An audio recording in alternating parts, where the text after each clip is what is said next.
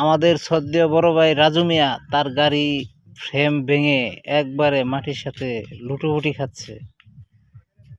ভাই আপনার গাড়ি কিভাবে ভাঙলো আপনি দেখলেন না? না না, এই দুঃখজনক দেখেন একবারে ফ্রেমের থেকে একবারে আমাদের হ্যান্ডেলটা আলাদা হয়ে গেছে, একবারে রাজু বেটার হ্যান্ডেলটা একবারে আলাদা হয়ে গেছে। আগে ভাঙা আছিল। কি ফ্রেম লাগাইছো একবারে পাতলা, কারণ টানছো এবার নর্মাল গাড়ি। যাই হোক, না রাজু বেটার গাড়িটা আমার গাড়ির মধ্যে বাইন্দা নিয়ে নিলাম, দেখি মেকারের কাছে যাই ফ্রেমটা পাল্টান যায় কিনা।